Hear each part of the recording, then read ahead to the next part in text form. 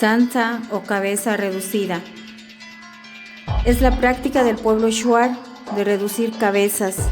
Este místico procedimiento hacía que el shuar momificase y conservara las cabezas de sus enemigos como talismán y trofeo de guerra.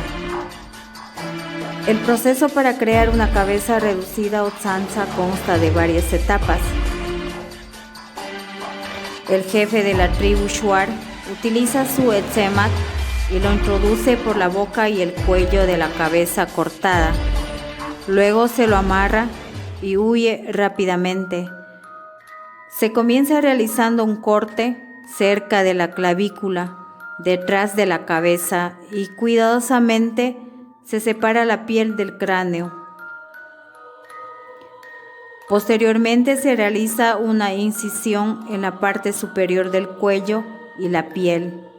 La grasa y la carne se retiran del cráneo. Se colocan semillas rojas debajo de los párpados cosidos y la boca se une con 3 pasadores de palma. Se coloca una bola de madera con el fin de mantener la forma. La piel se hierve entre 15 y 30 minutos en agua y una gran variedad de hierbas que contienen taninos que evitan la caída del cabello. Este proceso reduce su tamaño a la mitad. Luego se seca la piel con humo y se utilizan rocas calientes y arena para moldear la cabeza y que ésta conserve su forma humana y facciones.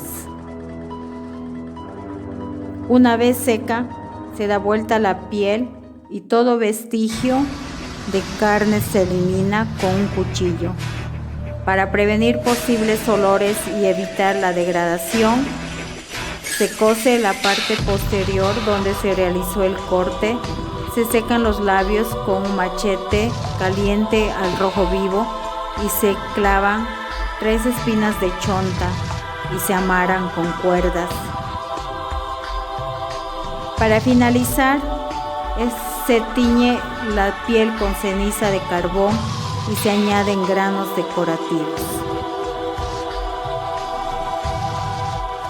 En la tradición de la reducción de cabezas, se cree que el recubrimiento de la piel con la ceniza mantiene el Mwesak o alma vengadora e impide que la misma se escape y tome venganza contra su verdugo.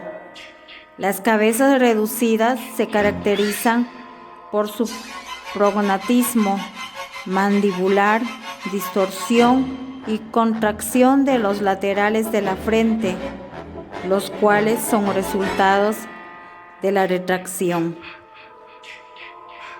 El proceso completo de reducción suele durar aproximadamente 6 días y la cabeza terminada llega a tener el tamaño de un puño.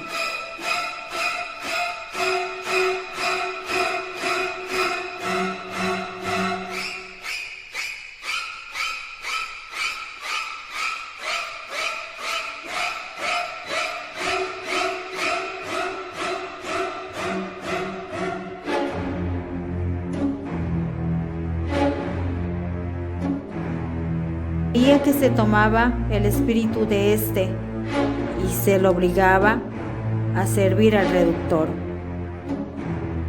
evitando que el alma regrese a vengar su muerte.